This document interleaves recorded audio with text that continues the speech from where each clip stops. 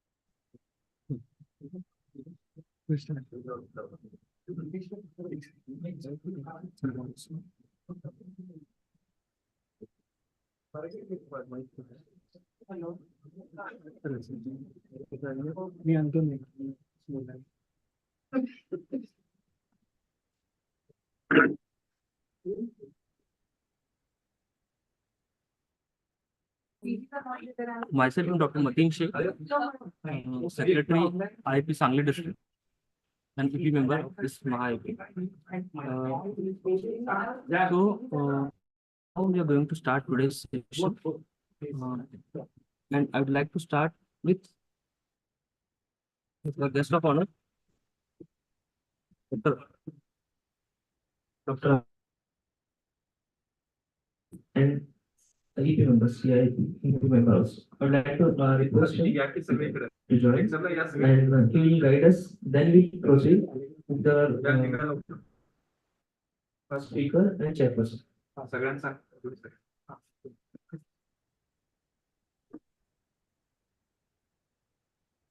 Can I start, Mateen? Yes, please, sir. Please, we are eagerly waiting for you, sir.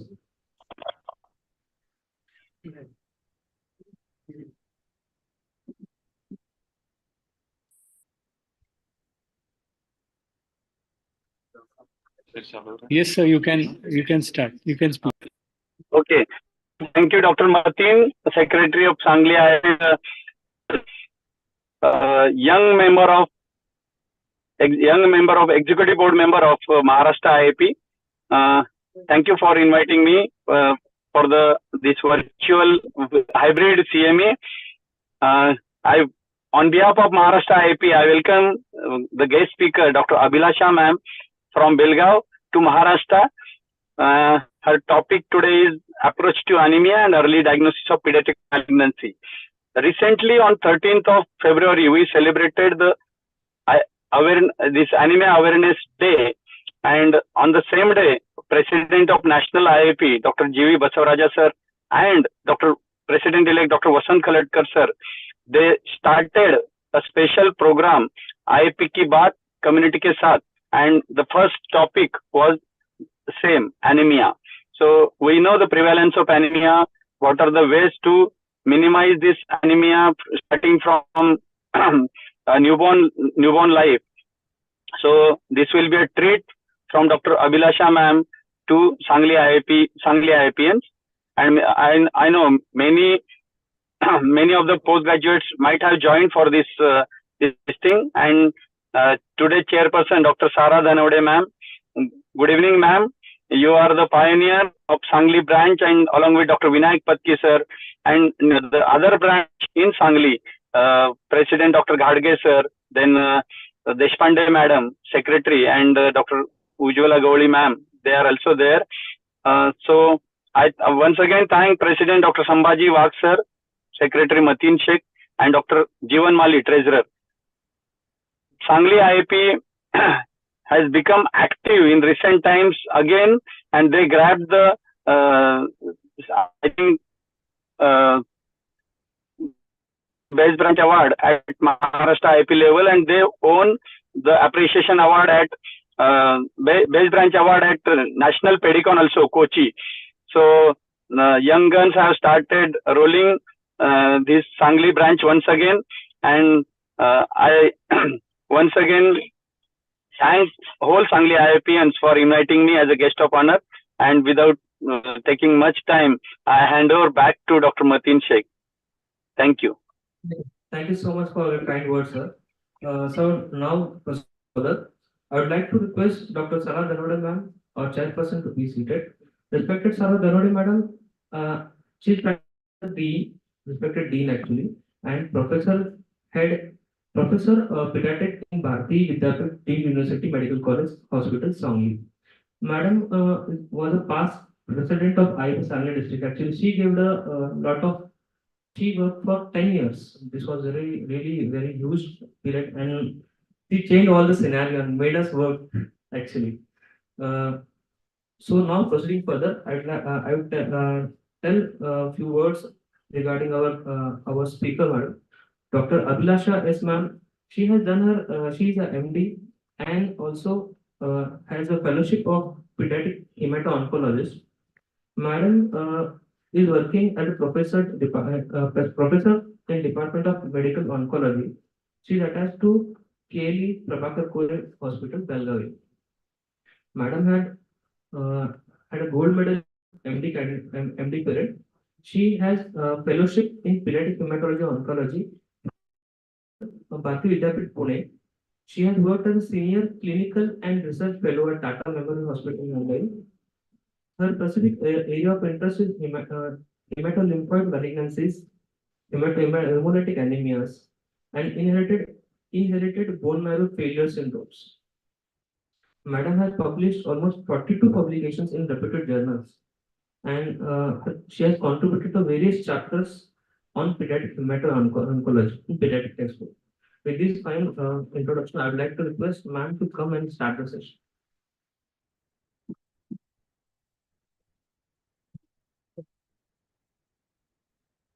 Good evening, one and all. At the outset, I would like to thank IIP Sangli branch for giving me this opportunity. My heartfelt gratitude to Dr. Sara Danurde Madam, Honorable Wagh Sir, Dr. Sheikh, and all the esteemed senior pediatricians sitting here, and my dear PG students. So I have been asked to talk about approach to anemia. We all know that anemia is the commonest pediatric problem that we see in day-to-day OPD. So initially, I'll just give a brief overview about CBC, the various parameters of CBC, and then we'll have a few interesting cases, case-based approach for the diagnosis of anemia. So when we come across a case of anemia, we should ask ourselves three questions. Is the child really anemic? And for this, we need to refer to the WHO reference charts as per the age and the gender. And we also need to keep special considerations, clinical conditions in mind. For example, cyanotic congenital heart disease. There are anything below hemoglobin, anything below 16 is also considered anemia. So, and for neonate, we have a different ranges. So we should be very sure about it if the child is really anemic. Then we have to see, is it an isolated cell line, that is just the hemoglobin which is affected, or all the cell lines, that is the WBC count. Mainly we have to look at the absolute neutrophil count and the platelet count. So are we dealing just with isolated anemia, or is it a case of pancytopenia? For example, megaloblastic anemia. It is called anemia, but it is a misnomer. We may get pancytopenia and megaloblastic anemia. And then once we have got the answers to these two questions, we have to figure out what is the cause and the type of anemia. So we all know, as per WHO, the definition of anemia is RBC mass, which is 3 times the hemoglobin concentration. The multiplied by 3 gives the RBC mass or the hematocrit. So that is 2 standard deviation below the population mean, or if the hemoglobin is below 2 standard deviation below the population mean for that particular age and gender. So we have the WHO cutoff values for our pediatric population beyond the neonatal age group, that is 6 months to 6 years. Hemoglobin of below 11 is anemia, and between 6 to 14 years, anything below 12 is anemia. And then depending level, it is further classified into mild, moderate, severe, and very severe. So when we come across a case of anemia, the commonest test that we ask for is a CBC. But this is a test which is most casually approached. So usually when we get a CBC report, we tend to look just at the hemoglobin, total count, differential platelet count. That's it. But more than 80% of the cases of anemia can be diagnosed if we carefully look at all the parameters, that especially the RBC indices and the reticulocyte count. We don't need to do the expensive investigations like iron studies or B12 levels and folate levels. Just a simple CBC can give us a lot of information. So let's see how do we interpret each of these indices. And one more thing I would like to highlight here, that peripheral smear is very important to look for the morphology of all the cells, especially the platelet count and the different WBC count always needs to be confirmed by the human eye. For example, there are conditions where platelets are clumped. Sometimes they have, that is called EDTA-induced clumping or anti-EDTA antibodies. So the platelet count would be absolutely normal, but we may value as a platelet count of just 2,000, 3,000, and we tend to panic. So in such situations, we have to take a direct finger prick smear, or we have to send a citrate bulb. Otherwise, we would end up transfusing SDP to the patient, which is not indicated.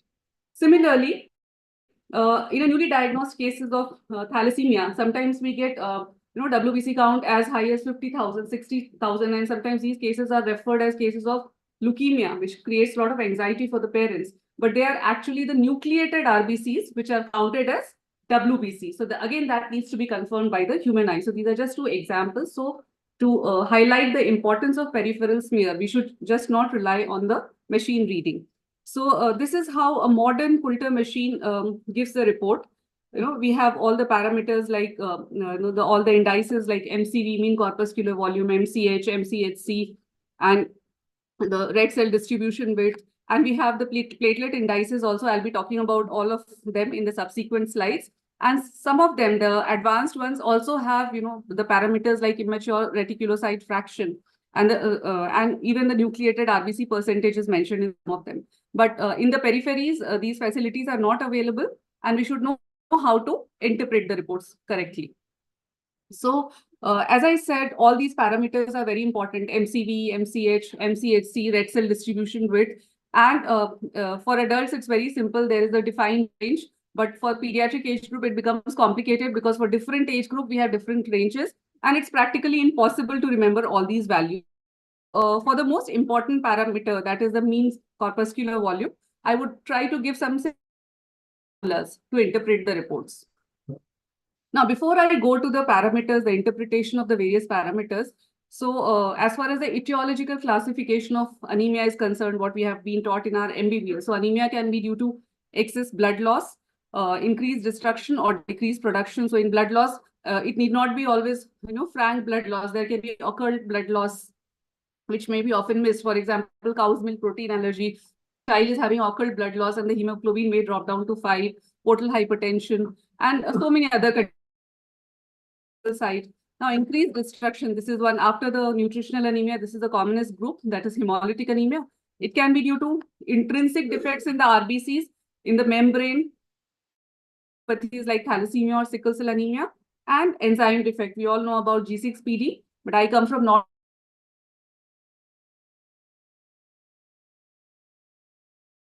pyruvate kinase deficiency. And then it can extrinsic defects, not inside the RBCs, like immune mediated, or due to infections like malaria, angiopathy, like hemolytic uremic syndrome, or hypersplenism, which may present as pancytopenia.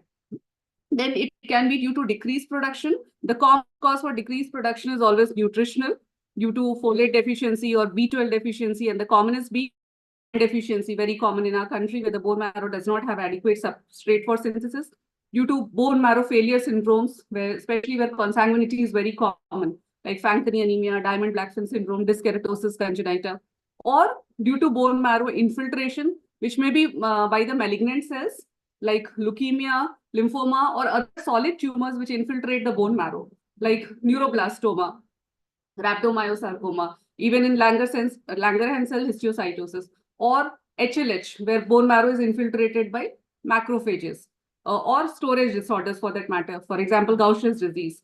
So this is the etiological classification. So once we are done with the etiological classification, or at the same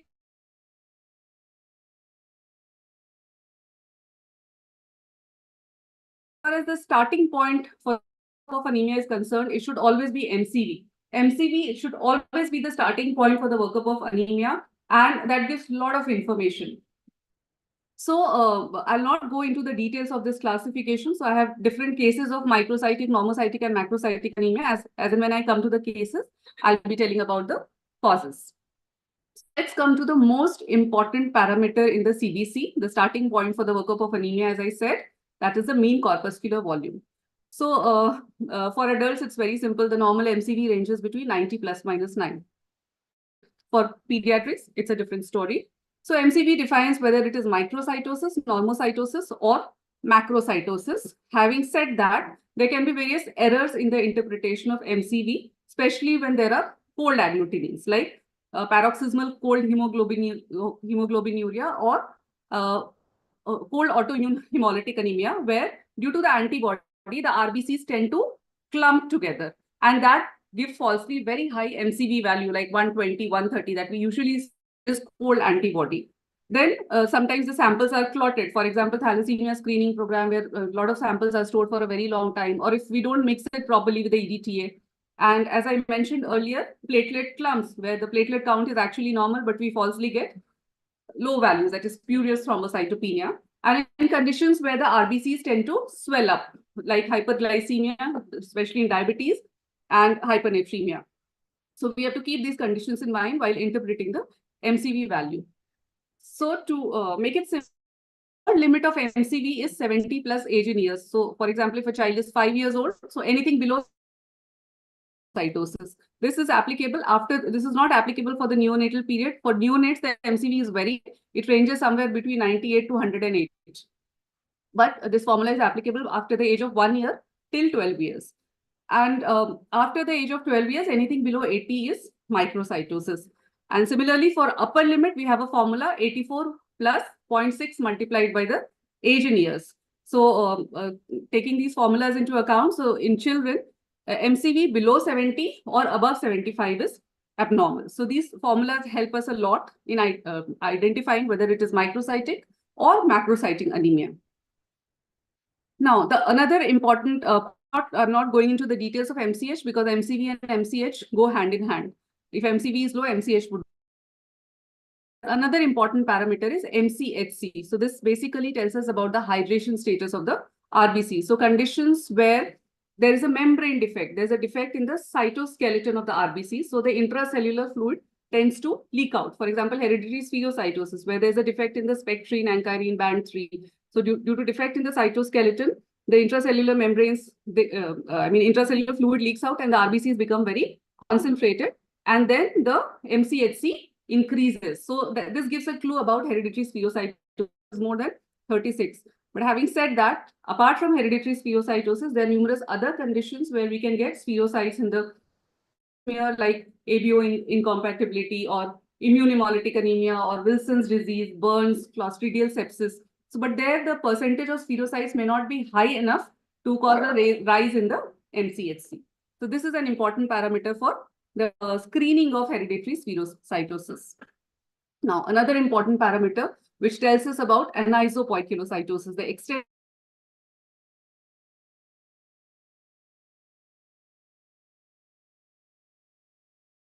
see in variation in the size and the shape of the RBCs. All of them are microcytic, but they're not uniformly microcytic. Where they're small, they're microcytic, but they're uniformly microcytic. So in the first one, the RDW would be value is 13 plus minus 2. So we have to remember as a thumb rule in any nutritional anemia, folate deficiency, B12 deficiency, the RDW would be high. So the clinical application is it helps us to differentiate between iron deficiency anemia and thalassemia minor. You know,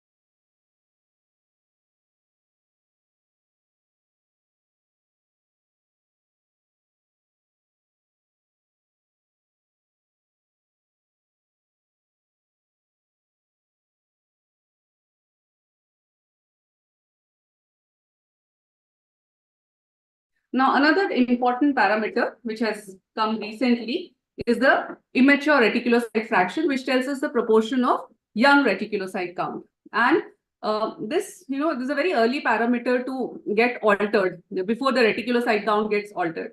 So this parameter is especially very important in monitoring the efficacy of therapy in nutritional anemia, especially in anemia of chronic disease. So, for iron deficiency anemia, the gold standard is always serum ferritin. But in pediatric age group, now the children have such frequent URIs. So because of that, we all know that ferritin is an acute phase reactant. So the ferritin may be raised due to these recurrent infection. So ferritin may not give us the exact correct information about iron deficiency anemia. So it gets altered in chronic infections or chronic anemia of chronic disease. But this is one parameter, immature reticulocyte fraction, which will not get altered even due to chronic infection. So this is an important parameter for diagnosing iron deficiency anemia, even if the child is having chronic infections, anemia of chronic disease, and for monitoring the efficacy of therapy nutritional anemia. I'll not go into the details of its importance in transplant settings. Now, another important parameter, reticulocyte hemoglobin content. So this tells us about the indirect and available for the new blood cell production over a very just recent past 3 to 4 days, and it measures the functional iron deficiency state, as I mentioned earlier. Now coming to platelet indices, so they give us a lot of information in conditions like ITP, where there's immune destruction of the platelets, or even dengue fever, to decide whether the patient is going to have platelet recovery or whether the patient requires platelet transfusion. So as we can see in this diagram, this is an immature platelet. So an immature platelet has got multiple pseudopods like this. And once they are spilled into the circulation, the pseudopods disappear and the platelets become small. So why I'm highlighting this is to say that the immature platelet is large in size, and as it matures, it becomes smaller, just like RBCs. So if the bone marrow is trying to regenerate, trying to produce more and more platelets, okay, so more and more immature platelets, so then the immature platelet fraction or the mean platelet volume, that is the platelet size, would be more. And then we can be assured that even if the platelet count is low, the patient would not bleed and we don't need to transfuse platelets. For example, in ITP, you see a patient will be so comfortable even with a platelet count of 1,000, 2,000, they walk into the OPD. So although the platelet count is just 2,000, but they have, those are all immature platelets which are highly hemostatic. They prevent bleeding. Similarly, in dengue, in the recovery phase, so the bone marrows, the megakaryocytes are trying to produce more and more platelets. So then the mean platelet volume and immature reticulocyte fraction would be high. So then we can be assured that we don't need to transfuse platelets, and we can counsel the parents that your child is going to recover soon. So that is the clinical importance of immature platelet fraction, mean platelet volume. There are other platelet indices like platelet large cell ratio, that is just like immature platelet fraction. If they are high, we'll be assured that bone marrow is active.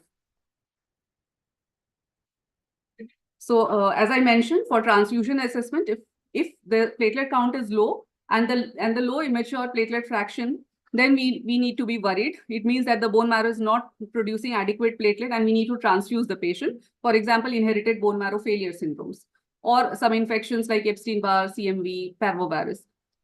But if the platelet count is low, but with high immature platelet fraction and high mean platelet volume, it means bone marrow is compensating well. We have all hemostatic, highly active platelets, and we don't need to transfuse the patient. So that would, if we carefully look at these parameters, we would avoid unnecessary platelet transfusion. Now let's begin with a simple case of anemia, which we come across in our day-to-day practice. So this 2-year-old boy, born out of second-degree consanguineous marriage, presented with non-specific complaints of poor appetite, and he was not thriving well. On examination, the child looked pale, but he didn't have significant hepatosplenomegaly. Now, this is his CBC. His hemoglobin is 8.6. The RBC count is 6.03, which is normal to high. Now, MCV is 54.2. So, this is microcytosis. So, we are dealing with a case of microcytic hypochromic anemia. Excuse me, where the RBC count is on the higher side. And the red cell distribution width is 12. So, thank you so much. Excuse me.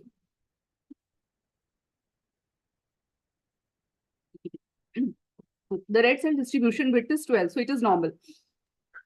The PS is microcytic hypochromic with few target cells. So can the PGs tell me what are the differential diagnosis? I can see some young students sitting there.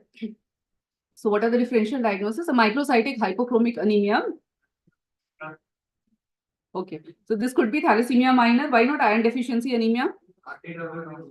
Exactly. So one is RDW, the second is RDW is normal. And as I told, as a thumb rule in any nutritional anemia, the RDW would be high. What is the other thing?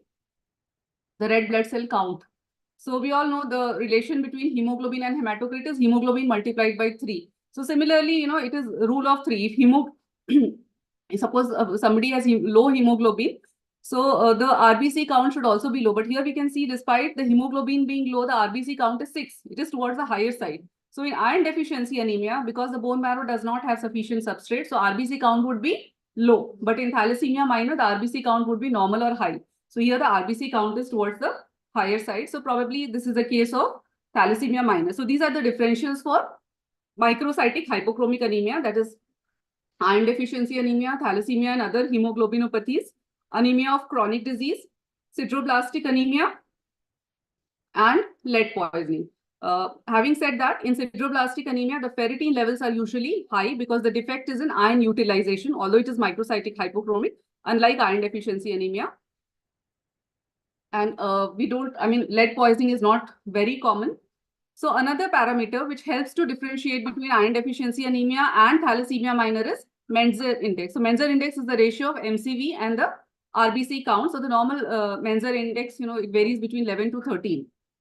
So in this child, the Menzer index was 11. So in iron deficiency anemia, as I mentioned, the RBC count would be low. The denominator would be low. So Menzer index would be high. So usually the Menzer index is more than 13, but here the Menzer index is just 11, which again favors the diagnosis of thalassemia minor, as you all rightly said. Iron studies were normal. So to confirm the diagnosis, HPLC was done, which revealed HbA2 value of 5.2. So for the diagnosis of thalassemia minor, we have to look at HbA2. So if HbA2 is more than 4, some books mention 3.5.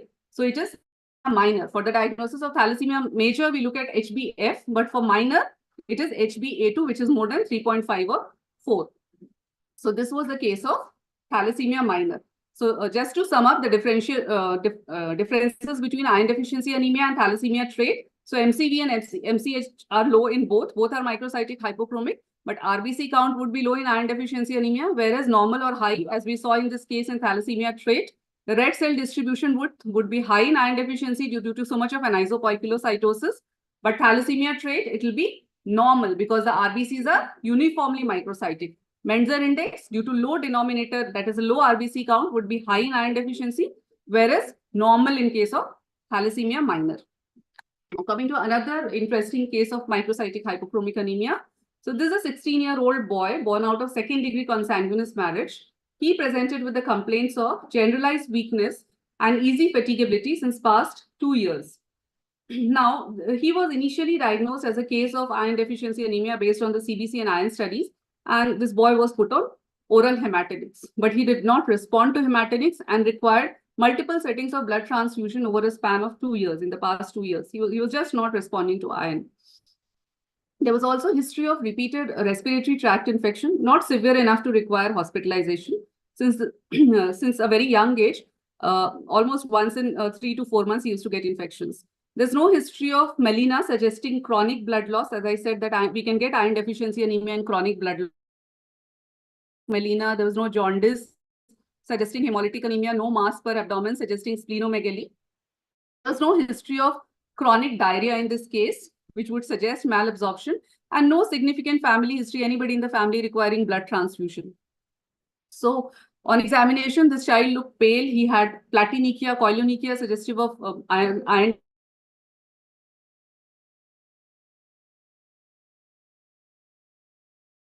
Anthropometric parameters were below. Puberty was also delayed, probably due to this chronic anemia. Now let's look at his hemogram. So his hemoglobin was 1.5 when he presented to us, very low. Total WBC, these two parameters were normal. Now the RBC count is very low, just 0.98. Again, goes in favor of iron deficiency. Retic count, this is a corrected one, is very low, 0.1, suggesting that, bone marrow is not getting adequate substrate. MCV, MCH, MCHC, everything is low. And red cell distribution width is very high, 22, again suggesting iron deficiency anemia. We can see the Pell smear. It looks like iron deficiency anemia, microcytic hyperchromic with a lot of variation in the size and the shape of the RBCs and isopoikilocytosis. Repeated his iron studies to confirm. So his serum ferritin was just 1, serum iron was low, IBC was high, 410, and transferrin receptor saturation was just 4. So all the parameters suggested iron deficiency. So this looked like, straightforward case of iron deficiency, but why the child is not responding to iron? So we also did bone marrow. And bone marrow, this Pearl staining revealed that the stores were completely exhausted. There were no iron stores.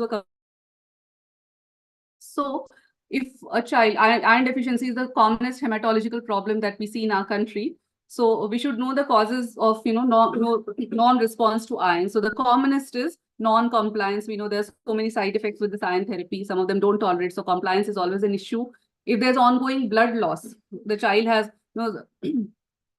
small ulcers in the intestine or any polyp, hemorrhoids, ongoing blood loss, chronic blood loss, insufficient duration of therapy. So as per the new guidelines, earlier we used to have to give iron therapy for 3 months, but now the guideline says that we have to give iron 3 months after the hemoglobin has been corrected. So that comes to almost 5 to 6 months.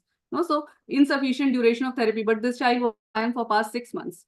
2 years.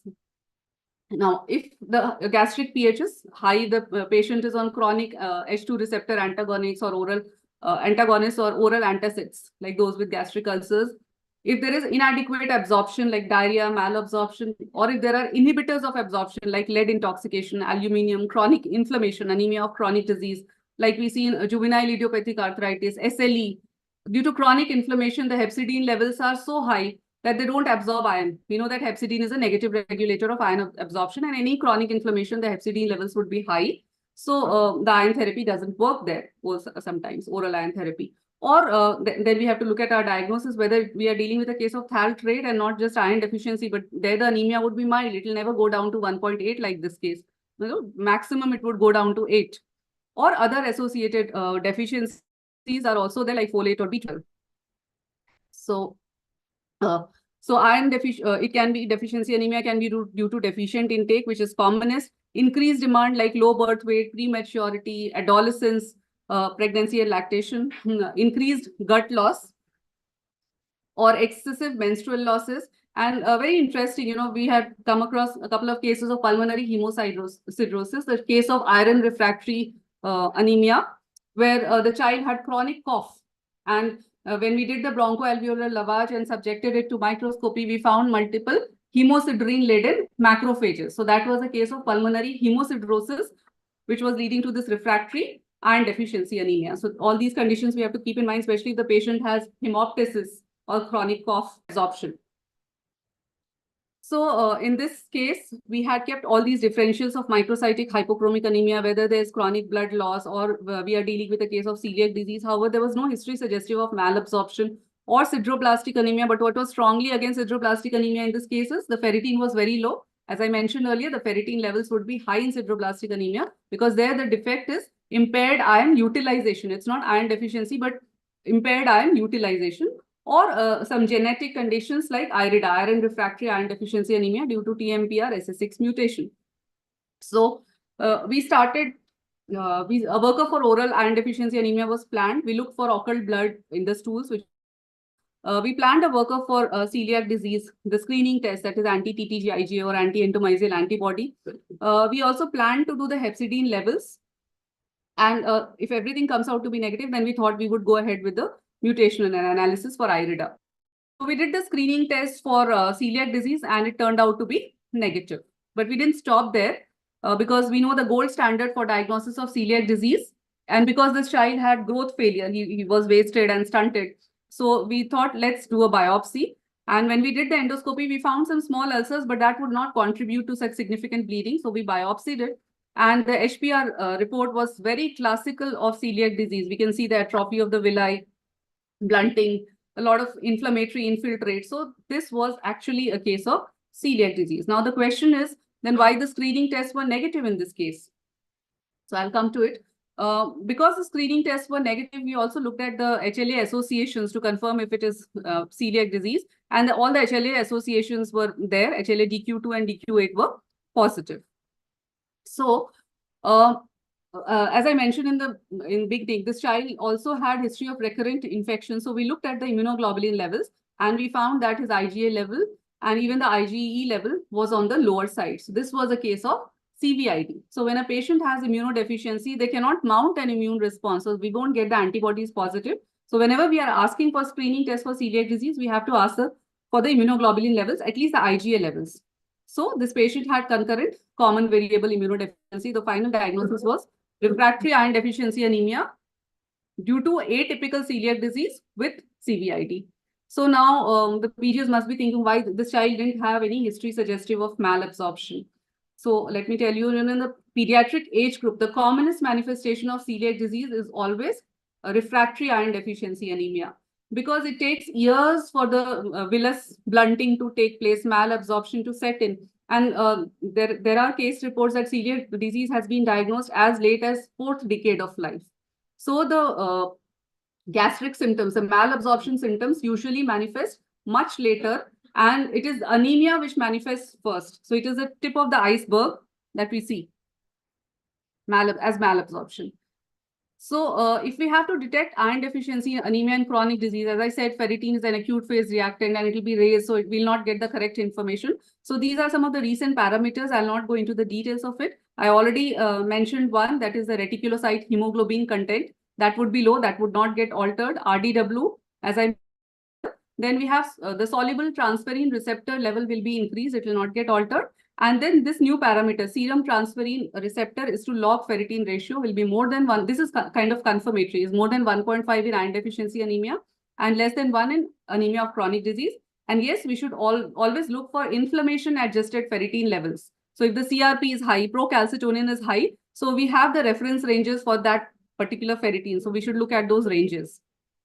And if we don't get a diagnosis of microcytic hypochromic anemia, that is iron deficiency, and not responding to iron, then we also have to keep these differentials in mind. That is sideroblastic anemia, especially if you are in an area where there's a lot of consanguinity, like North Karnataka. So here the bone marrow gives a diagnosis. We'll get we'll get ring sideroblasts in the bone marrow.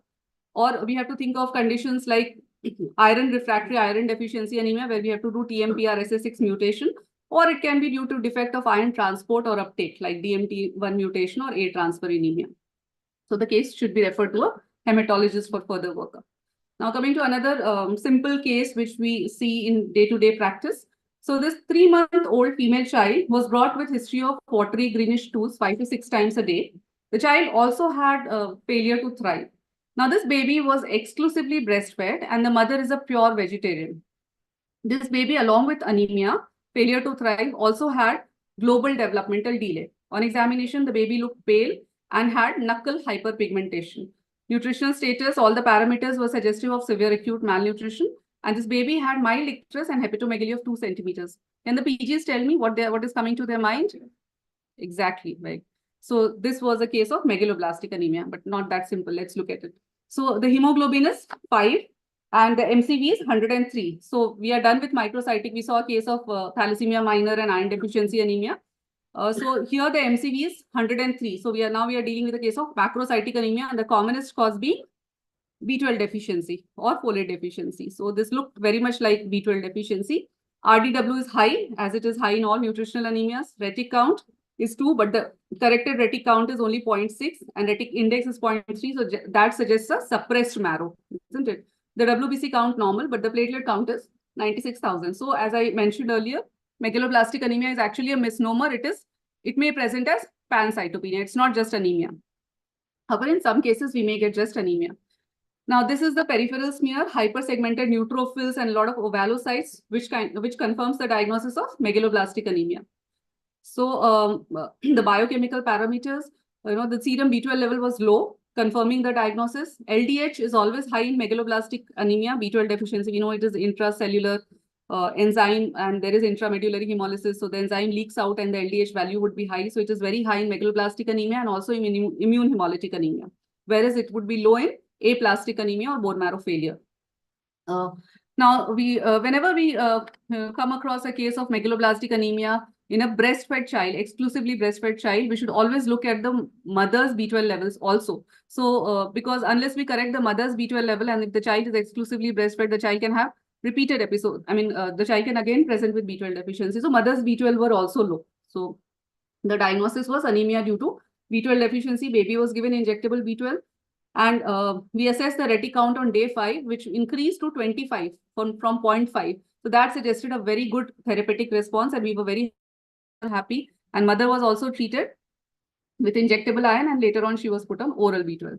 But unfortunately, despite receiving adequate doses of B12, you know, like when we come across a case of B12 deficiency, we should try to give at least 10 parenteral doses, because we don't know whether we are missing underlying malabsorption. The B12 absorption is very complicated. I'll come to it. So we had given adequate doses of parenteral iron along with oral iron, but the symptoms recurred after 2 months. And this time the serum B12 levels were absolutely normal. And again, the child had delayed milestones. So what are the differentials now? So any deficiency which is not just nutritional. So we have to think whether it is we are dealing with, as the previous case, absorption defect or transport defect or metabolic defect, or it is something else. So as I was saying that B12 absorption is not that simple. So it starts right from the salivary gland, where we need the, you know, our binder protein. And then the stomach also has a very important role, where it is acted upon by pepsine. The B12 is acted upon by pepsine, and then it binds with the intrinsic factor. Then it goes to the duodenum, you know, where it is acted pancreatic proteases, and then it is released from the intrinsic factor. And eventually it is absorbed in the ileum, that is the tubulin receptors. So for proper B12 absorption, we need an intact salivary gland, an intact stomach with proper acidic medium, intact duodenum, intact pancreas, proper pancreatic proteases, and intact ileum with intact tubulin receptors. So absorption is so related. Iron deficiency is very simple. It is in the second part of the duodenum. And then from this tubulin receptor, it is transported to the mitochondria by the transcobalamin. And if these tubulin receptors are defective, then that condition is known as, anybody? PG's Imerslund-Grasbach syndrome. Okay. So now this child, so we suspected some transport defect. So we did the transcobalamin levels, follow transcobalamin levels, which turned out to be very low. It was 0, less than 2, that is 0. So the treatment in transcobalamin deficiency is lifelong weekly vitamin B12 supplementation and parenteral, not oral. And if we miss that, you know, the child is going to have irreversible mental retardation. I mean, due to less time, I have not put this case in detail. This child had an elder sibling. How we thought of transcobalamin 2 deficiency, because the child had an elder sibling who also had anemia, and the child had mental retardation. That child had also received multiple episodes of blood transfusion. So we thought it is some genetic condition, and that's why we did the transcobalamin 2 levels. So then to confirm that, we did the genetic studies, and this child had this particular mutation. Both the siblings had the same mutation, which confirmed the diagnosis of transcobalamin 2 deficiency. So now this child, he became very good after B12 correction, and he's still on weekly. Initially, when the brain is developing, first 2 years, we have to give twice weekly, and then we can give once weekly, and we can get away with the sprays also later on after the age of 5 years. So this child now is very smart, intelligent, going to school, and you can see how the complexion has improved. The hyperpigmentation due to B12 deficiency, anemia improved, everything improved. But unfortunately, the elder sibling is still having scholastic backwardness, because it was picked up when he was 9 years old. So we have to keep these differentials in mind. And the most important thing is we have to follow up the cases. So if we had not followed up this case, we would have missed it probably. So as far as macrocytic anemia is concerned, it can be classified into megaloblastic and non-megaloblastic. Megaloblastic, that we see these particular megaloblastic changes in the bone marrow, that is vitamin B12 deficiency and folate deficiency. And non-megaloblastic causes like chronic liver diseases, hypothyroidism, drug-induced, what we use in leukemia, 6-mercaptopurine, methotrexate, phenytoin, sodium valproate, all these drugs, and myelodysplastic syndrome, which is very rare in the pediatric age group. So the peripheral smear, if there are plenty of macrovalocytes and hypersegmented neutrophils, there's 6 or more lobes, that suggests B12 deficiency anemia. And megaloblin is the commonest cause of pancytopenia. Various studies have shown that. To another case, this 4-year-old girl, she presented with fever of 1 month duration. She also had leg pain. This was more of bone pain and not joint pain. On examination, she looked pale, but she didn't have lymphadenopathy or hepatosplenomegaly. Now let's look at the CBC. Pain is 8.9, MCV is 88. So this is normocytic normochromic anemia. So normocytic is always bad. Microcytic is mostly iron deficiency. Macrocytic is mostly B12 deficiency. So this is normocytic. WBC count looks normal, but let's look at the neutrophil percentage. This is just 5. So in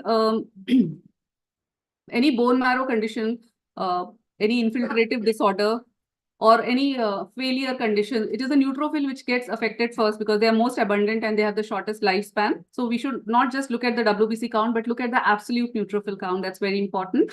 And here the platelet count was also affected. It was just 45,000. So this is a case of pancytopenia.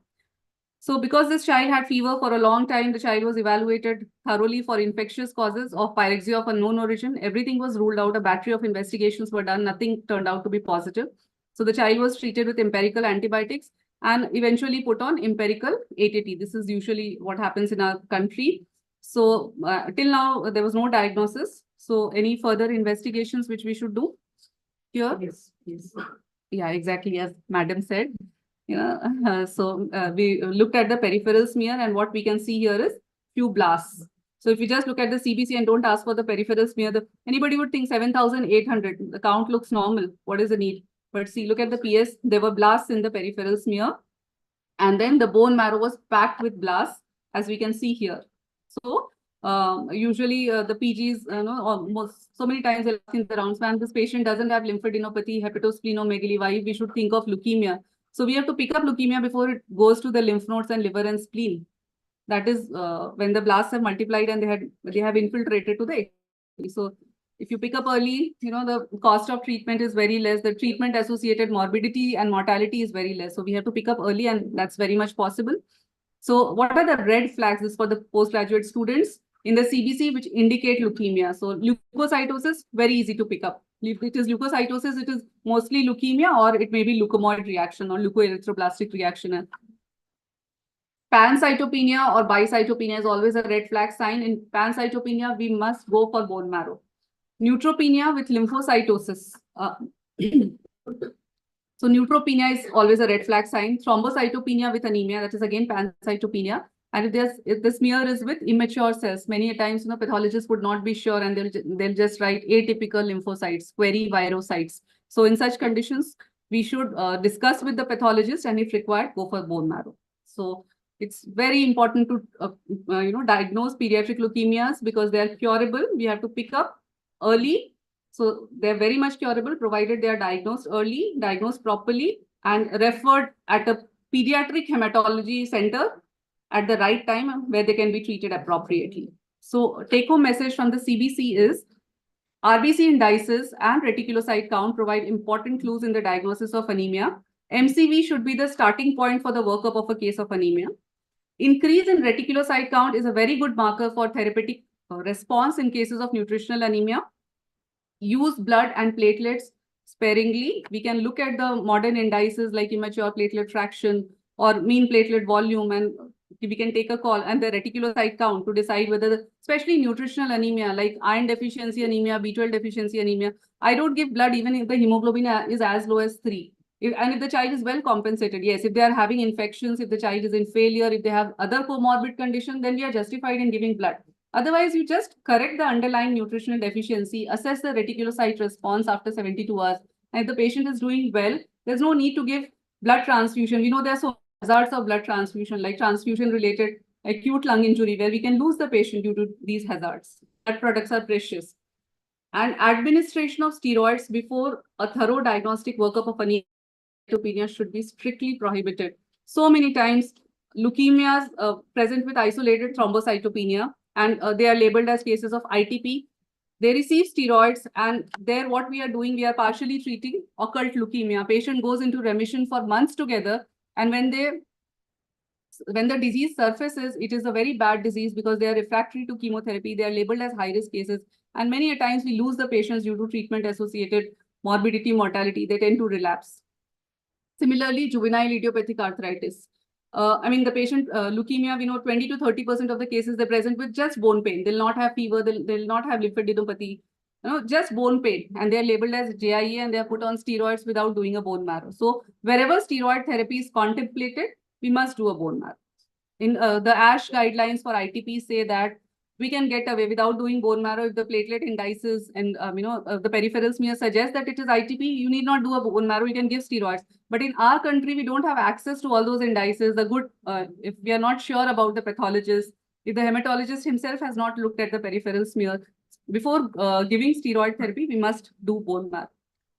Now, yesterday we celebrated International Childhood Cancer Day, and as we all know, pediatricians are the most important people as far as survival in pediatric malignancies is concerned, because they are the first point of contact with the patients. It is they who refer the cases to us for management. So it's very important for the pediatricians. So I just thought, I know that I'm exceeding the time, but just few interesting cases, if you permit, if I can I take another 5 minutes, 10 minutes?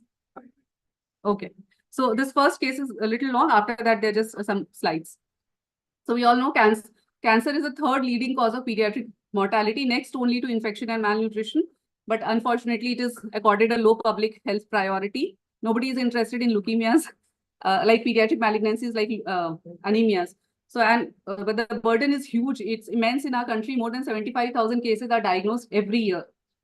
So let's quickly look at this first case. So in our country, in the Western countries, the overall outcome is very good. For leukemias, it is more than 95%. Otherwise, also overall, it is very good outcome, but we are still lagging behind. We are still struggling. And the reason is delayed diagnosis. So let's take up just one case of delayed diagnosis. So this 10-year-old boy presented to the emergency with the complaints of pallor since 1 week, and he was breathless. He was in CCF due to severe anemia. His vitals, everything suggested congestive cardiac failure. In addition to CCF due to anemia, he also had left supraclavicular lymphadenopathy, but not a huge one, just palpable.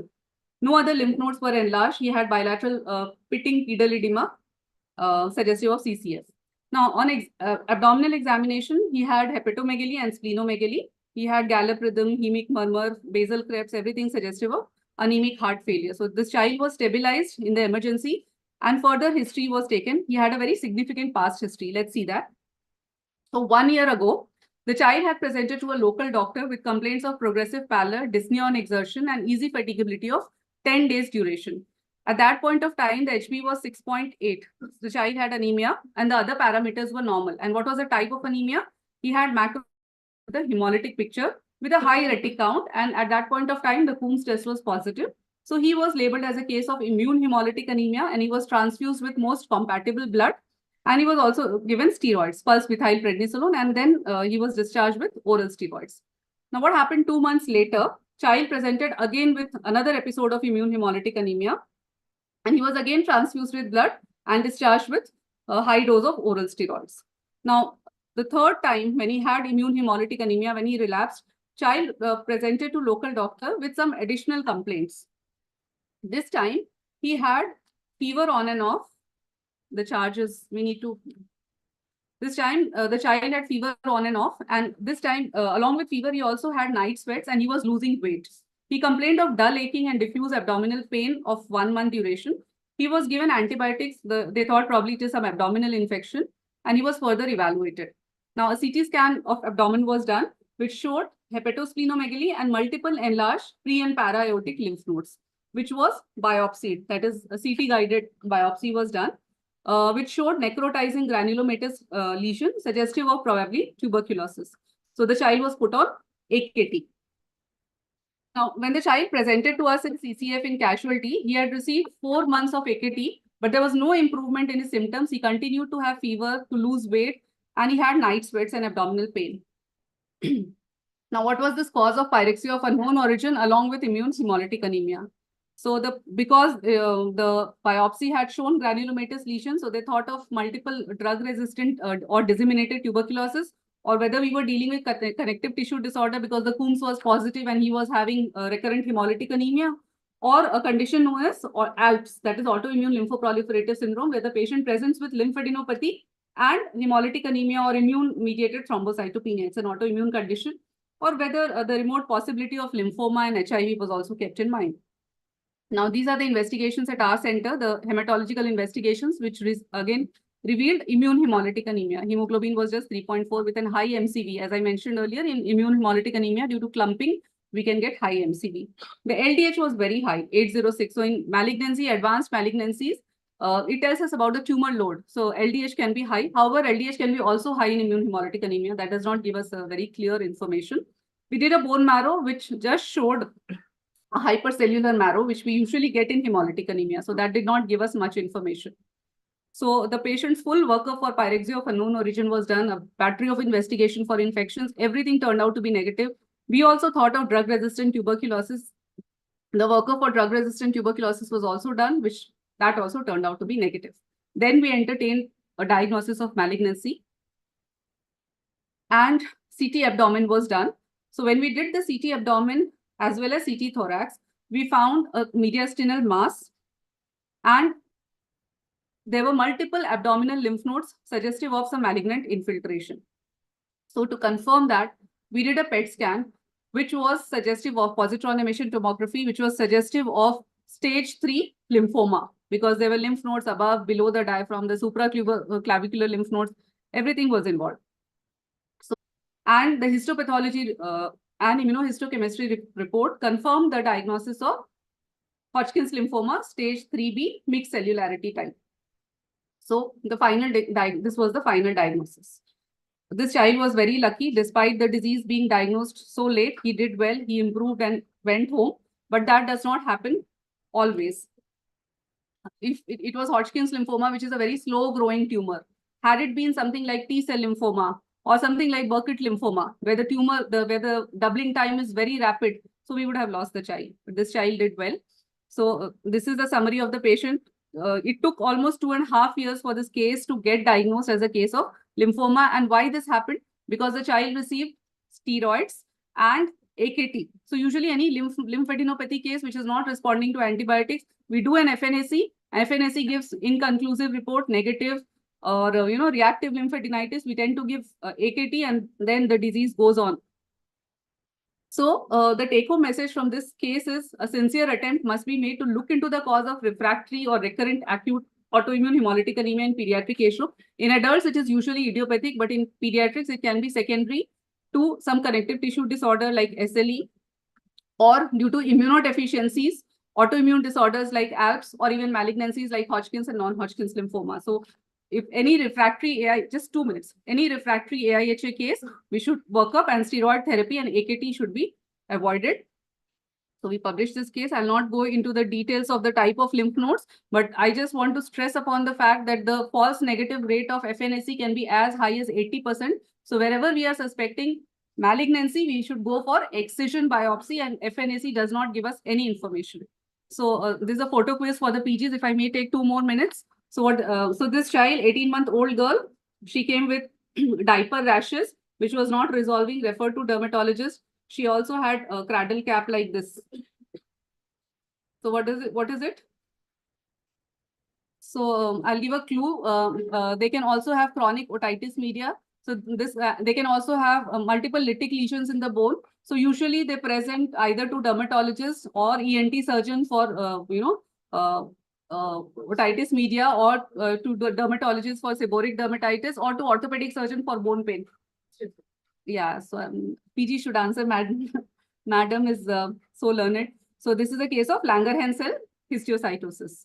Okay, so if the patient presents with cholestatic jaundice, so that can be due to sclerosing cholangitis due to histiocytosis. So the lifelong complication of Langerhans cell histiocytosis is diabetes insipidus. So they can also present to endocrinologists with polyuria, polydipsia without any skin manifestation of LCH. So any refractory case of diabetes insipidus, we have to keep this differential in mind. That can be the only manifestation. And unfortunately, diabetes insipidus is a lifelong gift. It cannot be corrected. LCH can be treated, but diabetes insipidus stays. So this is a very, very important case because, I mean, it has an outcome of more than 90%, but most of the times they succumb before they are diagnosed, and they are mostly labeled as dengue hemorrhagic fever or ITP. So the 7-year-old boy presented with subconjunctival hemorrhage, skin bleeds, gum bleeding, epistaxis of 2 days duration. He was hemodynamically stable, no lymphadenopathy, splenomegaly. Now this is the CBC, anemia, hemoglobin of 7. This is normocytic anemia. Total count looks normal, but there's some amount of neutropenia. The platelet count is also low, 66,000, but not very low. Dengue IgG is positive. We may get positive in most of the cases. And IgM is negative, NS1 negative. So initial diagnosis was dengue hemorrhagic fever. The child was treated as per dengue protocol.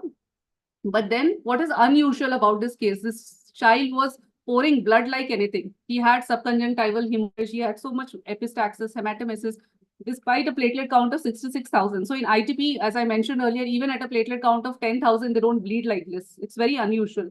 So in such cases, we should always do the PT-APT. Can anybody give me some clue? What could be this case? Yes, ma'am, exactly. So this is a case of, so bleeding was disproportionate to the degree of thrombocytopenia. So there we should always do PT-APT. So DIC profile was done and it was deranged. Fibrinogen, we must ask for fibrinogen. It is a disease where there's massive fibrinolysis, and that's why they bleed like this, not just due to thrombocytopenia. So the fibrinogen level was low. So the diagnosis, as Madam mentioned, we did a bone marrow, and what we found is multiple orods. And orods, if they are present in bundles, they are known as Faggot cells, which is diagnostic of AML M3, which is known as APML. So it has a very good outcome, fantastic outcomes. AML has a very good does not have a very good outcome, but APML, AML M3, if picked up on time, it has a survival rate of more than 90%. But unfortunately, they bleed. They have intracranial bleed before they come to our notice because they're labeled either as ITP or sometimes as dengue. So this child was put on therapy and he did very well. So the initial, 4 to 8 weeks will make or break the patient. And, a lot of it is in the hand of the pediatricians.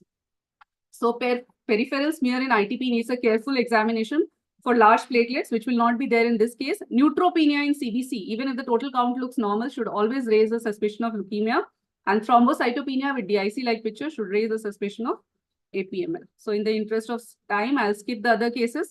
This is just to say that neuroblastoma, which usually comes very late to our notice, they can present as lytic lesions, so bone pains. The commonest manifestation is bone pain, which will go on for months together, and we sometimes will say this may be just a growing pain, maybe vitamin D deficiency, maybe calcium deficiency. So in such cases, we must do at least an ultrasound abdomen where we may pick up a retroperitoneal mass, and we should do an X-ray. In the X-ray, if we find a lytic lesion, please biopsy it, and that will give us a clue. Sometimes they're present with subcutaneous nodules, and this is a very classical presentation of neuroblastoma, that is the raccoon eyes. They present like this, but this is, by the time they come to us with this classical presentation, it is stage 4. It is a metastatic neuroblastoma. If it is an infant less than 18 months, it still has a good prognosis, but after 18 months, it has a very dismal prognosis, like stage 4 lymphoma. So they may present as a mediastinal mass, they may present as paraparesis, paraplasia, or lytic lesions in the bone. So there are various, sometimes they go to the neurologist because of the paraneoplastic manifestations, like they can have opsoclonus, myoclonus, which is known as dancing feet with dancing eyes. That is a paraneoplastic manifestation. Sometimes they can present with just intractable diarrhea. This is again a paraneoplastic manifestation due to VIPomas, vasoactive intestinal peptide, paraneoplastic manifestation of this tumor, paraplasia due to mass in the spinal region, posterior mediastinal mass, again very common, or even Horner syndrome. So bone pain should not be neglected. It may be due to leukemia, it may be due to lymphoma, it may be due to neuroblastoma, Ewing sarcoma, rhabdomyosarcoma. Now Down syndrome, the common conditions associated with malignancies associated with Down syndrome is, before the age of 3 years, it is AML M7, which has an excellent prognosis. After the age of 3 years, it is ALL. ALL is commoner than AML. So, and in neonatal period, if a neonate with Down syndrome presents with very high count, 70,000 or 80,000, we have to think of a condition known as transient. Very good. So yeah, the transient abnormal myelopoiesis, TAM. Yeah. So I mean, it's very rewarding. Nothing can be more rewarding than treating patients of pediatric malignancies, because although the journey is tough, but the treatment outcome is so good, and it's so heartening to see these patients fight this battle with a smile on their face. So as I said, the pediatricians can play a very important role. If the total leukocyte count is high, before referring the patient, please start hydration, because they may have hyperviscosity, they may undergo tumor lysis syndrome, and they can have renal shutdown. So hydrate the patient before referral. Make sure that we are not adding any potassium to the fluid, because if the patient is in tumor lysis syndrome, already they'll have hyperkalemia. One of the commonest mistake is we tend to transfuse blood because they're present with a very high count of 2 lakh, 3 lakh, and a hemoglobin of 4.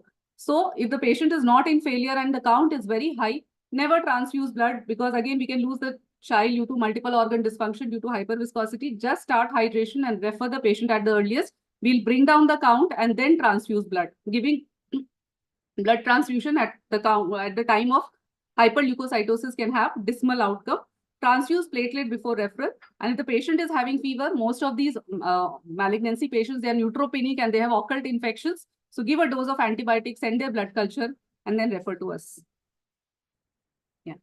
So this talk is dedicated to these little fighters. We have a small pediatric oncology center at Belgavi, which we started in 2017, where we have treated around 490 cases. So yesterday we celebrated this day. Thank you. Would be happy to take questions. Thank you so much, madam, for the excellent speech. I'd like to ask Dr. Belgavi to website below. Thank you, Abhilasha, for that wonderful talk. You have talked on one of the very common topics, that is anemia.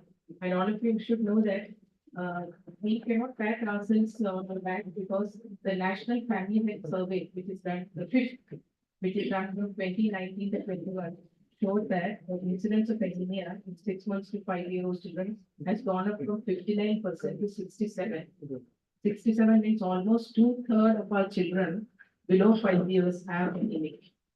And that is even more worse in less than 2 years.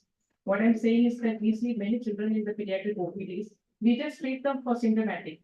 Most of the time we miss out to see that what is their hemoglobin. If the hemoglobin is there, what is their PS. Simple iron deficiency must be going through our OPDs many times, because we just treat them for the URIs and other things, and anemia part probably is neglected. So unless we keep our eyes open, and treat it.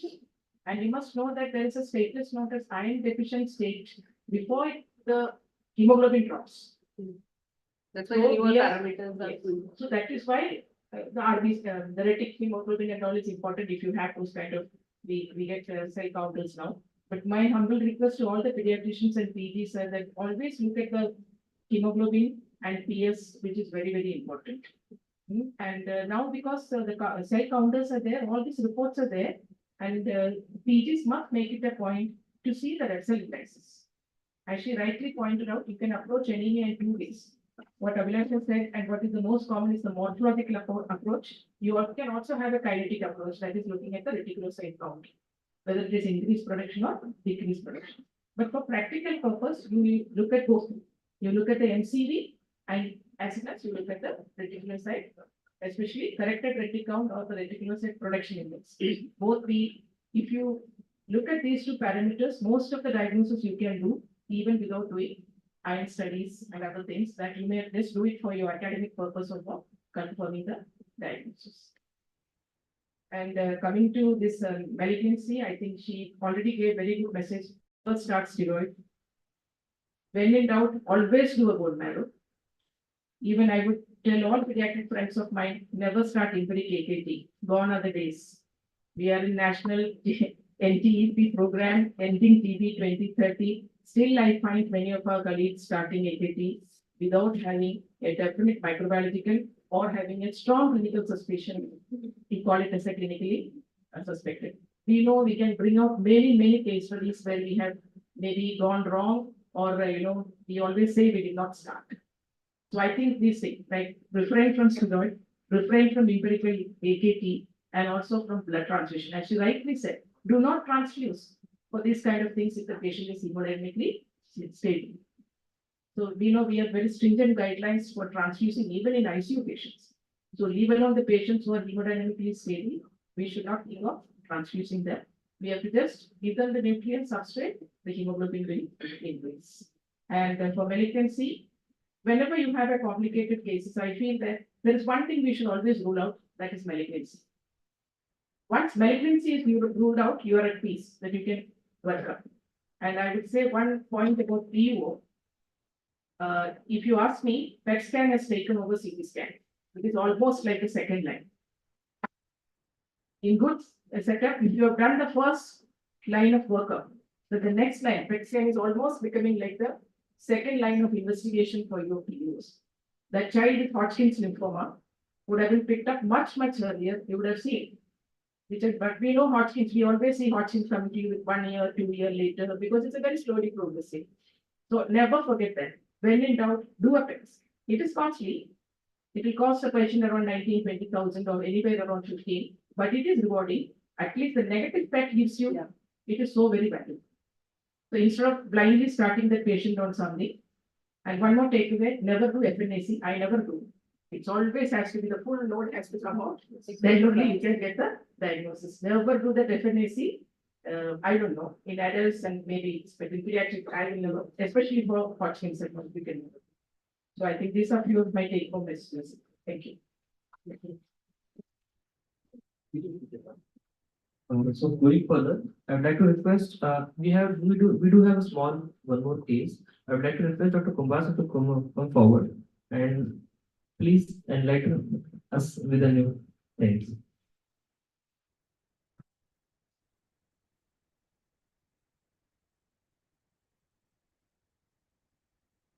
Just only 2 minutes. Today only yesterday evening, madam, we got this case. It was admitted with us. This was a 4-month-old male baby. Brought with history of fever, cold, cough for only 4 to 5 days. Like typical viral, it presented to us. On 5th day, early morning, he developed rapid breathing, which was rapidly progressive, and he was treated initially on an OPD basis, 2 to 3 pediatricians at vital level. And when the breathless were not admitted at all. And on the 5th day, that was yesterday morning, when it went to the pediatrician because of the rapid breathing. Initially went to one pediatrician, but not able, it went to another pediatrician, where seeing the distress and the sick look, he was referred to Bharti for the further critical care management. This patient, this baby, when it came, it was a very sick looking in ICU, breathless, grunting was there. Febrile around 100.9 temperature was there. Heart rate was 190 per minute, respirators was 78 per minute. It was a tachypnea. There was a more rapid breathing. Extremities were little cold, CRT 2 to 3 seconds. On examination, air entry was present, bilateral little decrease on the right side. Tachycardia was there, no murmur. Hepatomegaly was there. This was the status what we had. ABG was done. ABG showed severe hypoxia. SPO, PaO was 60. PCO was 38. And pH was 7.3. As per protocol, we started everything. O2 was started, HFNC, everything, antibiotics, pneumonia, concerning pneumonia, everything was started in this patient. Seen by consultant level, informed me that severe pneumonia came and thing. This was the X-ray what was got to me, sir.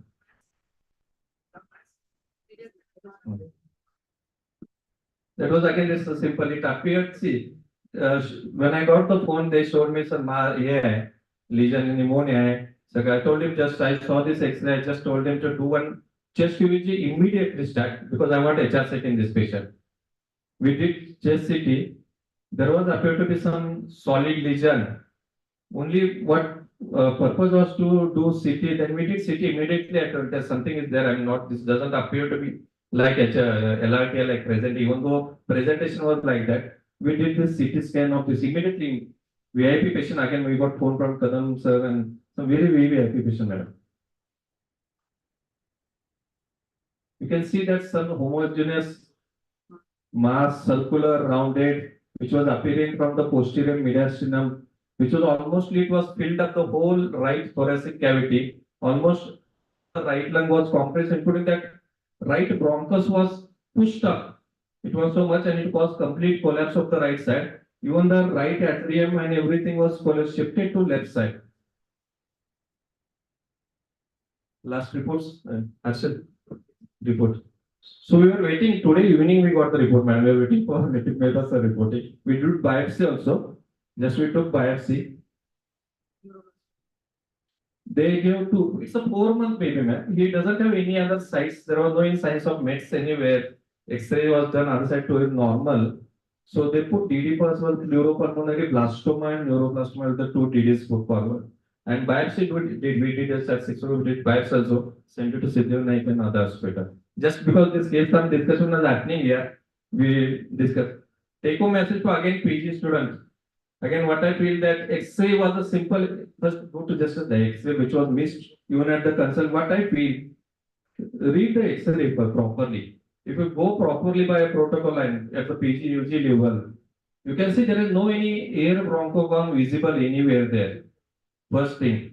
Second, the CT angle is clear, cardiac angle is clear. Second, and you can see there is a compression happening at some level. Yeah, there is contour formation. There was some, even the inferior vene was madam compressed and right atrium was compressed. It was almost shifting to right side. And you can see the right bronchus was getting shifted upward. You can, the real X-ray it was appearing that normally we expect that right bronchus should come down. It was like this right bronchus, madam, on that real X-ray. So that made me to click and immediately within half an hour, madam, I made him to go to HRCT. And within almost we got diagnosed at 4:30. Patient came at 3 o'clock as a severe pneumonia. That was a little bit good from PG point of view. That's why I just wanted to take it. Thank you.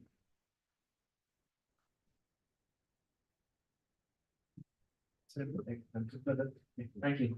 Now I would like to request Dr. Saladhanadi madam and Dr. Abhilasha madam to be on the dais, please. You are proceeding towards the felicitation program.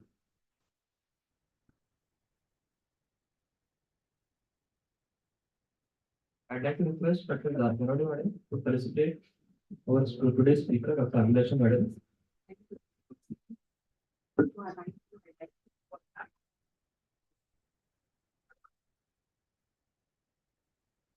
Thank you.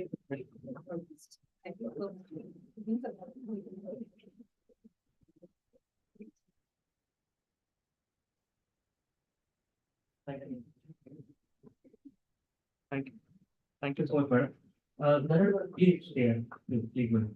I'd like to request Dr. Vaksar to come further and felicitate our today's chairperson, Dr. Dhanadi madam.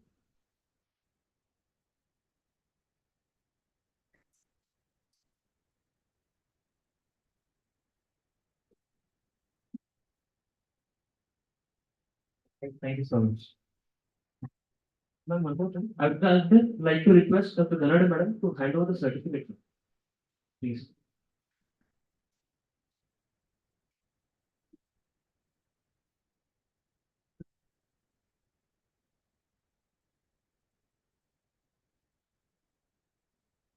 Sorry, I forgot about it. Thank you. Thank you, ma'am. Going further, I'd like to request Dr. Kumar sir to be in the dais and felicitate our today's sponsor. The meeting was arranged. Mr. Sailesh. Sailesh Pai, please come forward. Today's meeting was arranged by a Dynamo company actually. I would like to request Dr. Kumar sir to felicitate Mr. Sailesh Pai.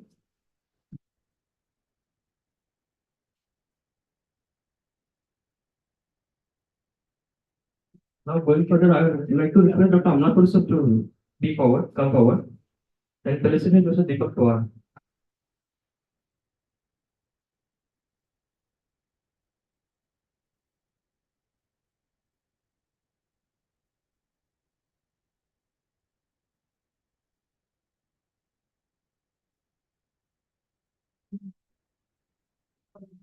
Thank you so much. So now here before ending the session, I'd like to request Dr. Vaksar to be at the dais. My friend, Jeevan brother, please come. We were awarded as we are awarded the first award, and we do have certificates here. So I'd like to request Dr. Jeevan and Dr. Vasu to be on the dais. And also, a key person. I can't miss Harshal. Harshal, please come. Hey, please come, Harshal. We do have our certificates. Uh,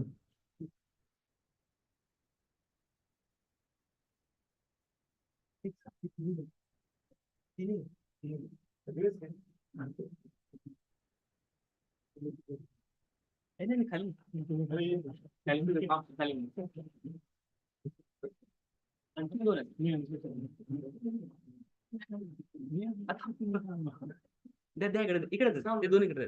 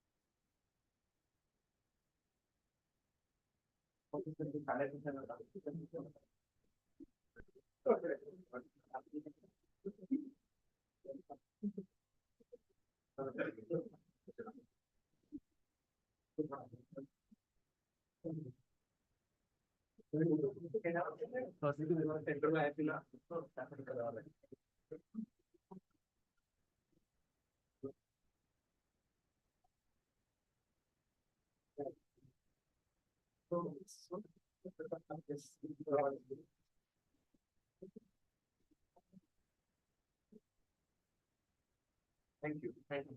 Thank you so much.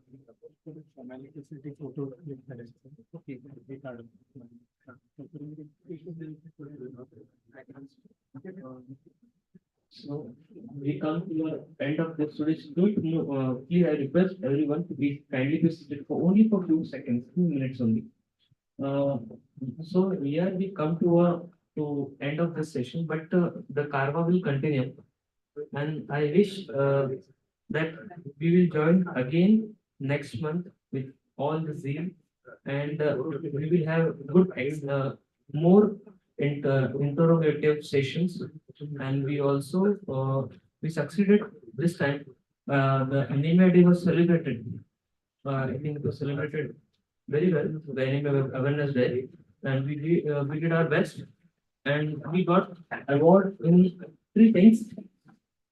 First award was given for ORS. For CPR, we had third, but we will try to get all the awards at the first place.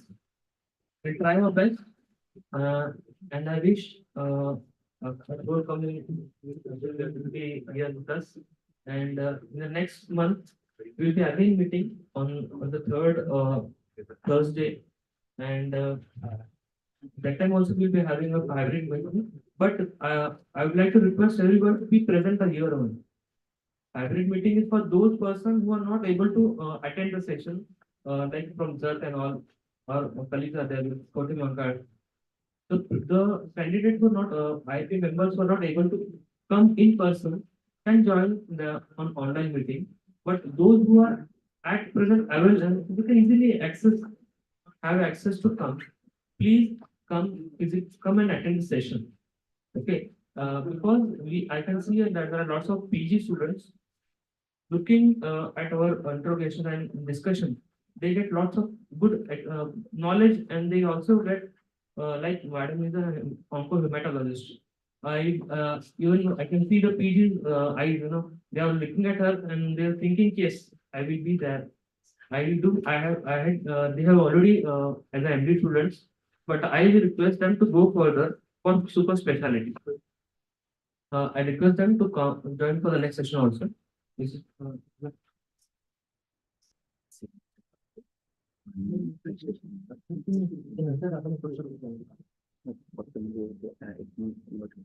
yes. Okay. There's a simple form here where you have to write your name and registration number, and also sign in a mobile number also on this simple paper. I'd like to request all to kindly see. Okay. Yes. So, proceeding further, proceeding further, I do know everyone is hungry. So,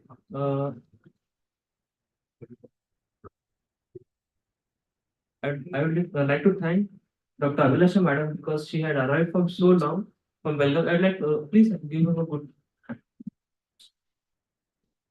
Thank you, ma'am. Thank you so much for coming and enlightening us on this topic. It was not. Thank you, ma'am. Okay.